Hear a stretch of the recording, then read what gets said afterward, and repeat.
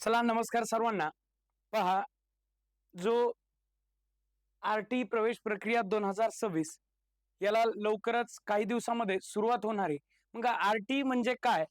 तर लक्षात घ्यायचंय आपल्याला का जी आपल्याकडं जवळची शाळा असेल, नामांकित शाळा असेल, मग ती इंग्रजी माध्यमाची असो, त्याच्यानंतर सीबीएसई असो, अशा शाळा प्रत्येक जिल्ह्यामध्ये तालुक्याच्या ठिकाणावर, जिल्ह्याच्या ठिकाणावरती ज्या शाळा असतात, अशा मातब्बर शाळेमध्ये म्हणजे केवढीही जरी मोठी शाळा असेल, अशा मोठ्या शाळेमध्ये आपल्या पाल्याचा प्रवेश आपण मोफत घेऊ शकतात.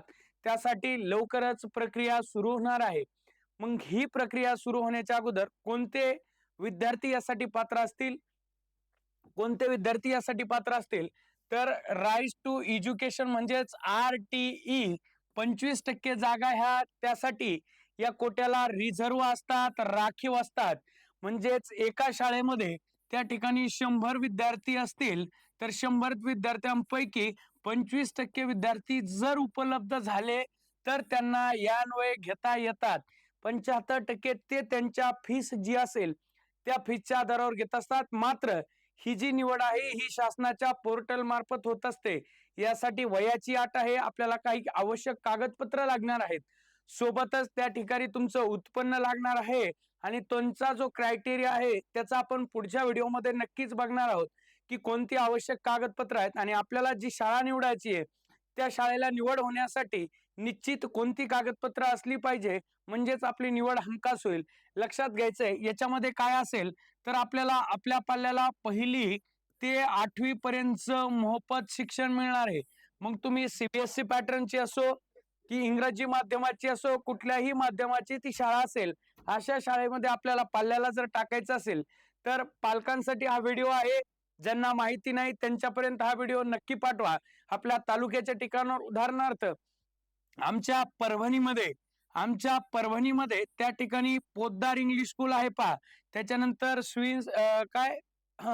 स्विन्स आहे. अशा वेगवेगळ्या मोठमोठ्या शाळा आहेत. या शाळामध्ये जे सामान्य लोक आहेत ते सामान्य लोक त्या ठिकाणी प्रवेश घेऊ शकत नाहीत.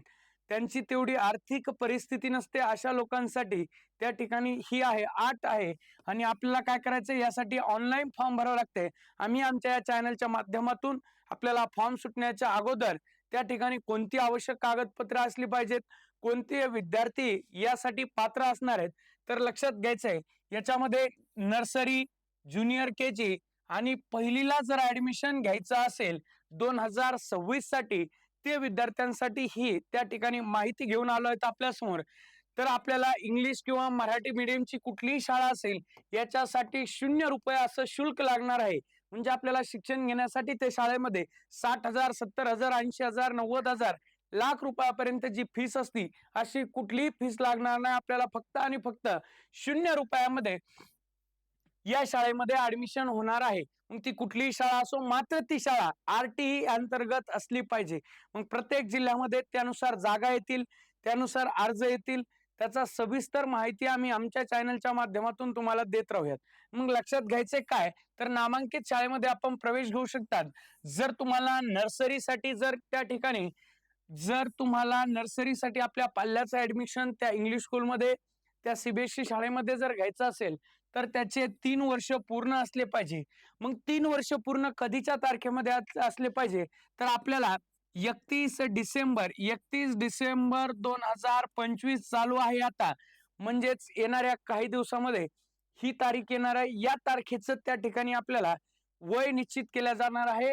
वय निश्चित नर्सरीसाठी असणाऱ्या मुलाला 3 वर्ष 31 डिसेंबरला पूर्ण पाहिजेत. ज्या विद्यार्थ्यांना ज्युनियर केजी साठी ऍडमिशन घ्यायचं आहे त्यांना वयाची 4 वर्ष पूर्ण पाहिजेत. कधी तर 31 डिसेंबर 2025 या दिवशी. आणि ज्या विद्यार्थ्यांना पहिलीसाठी ऍडमिशन घ्यायचंय अशा विद्यार्थ्यांना वयाची 6 वर्ष ही पूर्ण असायला पाहिजे. वयाची 6 वर्ष कधी पूर्ण असायला पाहिजेत तर 31 डिसेंबर 2026 या दिवशी आपल्याला वयाची 6 वर्ष पूर्ण असली पाहिजे. असे विद्यार्थी त्यासाठी अर्ज करू शकतात. आणि मग आता काही काही जणांचं काय झालं असेल तर या अगोदर तुम्ही म्हणजेच ज्याला 6 वर्ष पूर्ण झालेत आणि ज्या विद्यार्थ्यांचं त्या ठिकाणी निवड आता काही विद्यार्थ्यांना पहिली गोष्ट महत्वाची, आता इथं कमीत कमी वय किती वर्ष असलं पाहिजे म्हणलो आपण, 6 वर्ष, आणि जास्तीत जास्त वय आपल्याला किती वर्ष, तर 7 वर्ष 6 महिन्यापर्यंत हे वय त्या ठिकाणी वैध असणार आहे.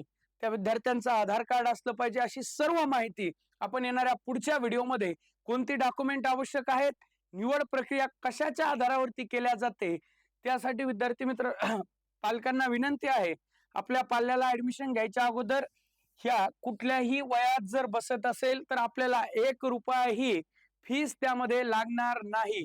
यामध्ये काही अटी आहेत, त्या अटी आपण पुढील व्हिडिओमध्ये बघणारच आहोत. मात्र आपल्याला जर पहिलीला ऍडमिशन घ्यायचं असेल तर 31 डिसेंबर 2025 ला त्याला वयाची 6 वर्ष पूर्ण असली पाहिजे, किंवा जास्तीत जास्त वय 7 वर्षापर्यंत असलं पाहिजे.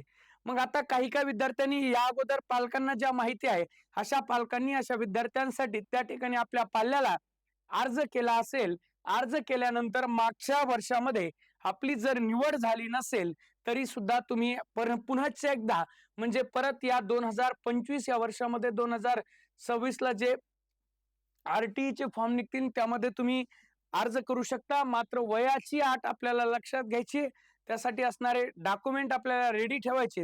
येणाऱ्या काही दिवसामध्येच RTE चे फॉर्म चालू होणार आहेत, म्हणजेच प्रवेश प्रक्रियेला सुरुवात होणार आहे. प्रवेश प्रक्रियेचे फॉर्म भरून होतील, त्यानंतर त्यानुसार राऊंड चलतील आणि राऊंड नुसार आपल्या विद्यार्थ्यांची पाल्याची त्या ठिकाणी निवड होणार आहे. त्यामुळे ज्या विद्यार्थ्यांचं वय 6 वर्ष पूर्ण झालं असेल, किंवा जास्तीत जास्त 7 वर्ष 6 महिन्यापर्यंत असेल, असे विद्यार्थी यासाठी पात्र असणार आहेत.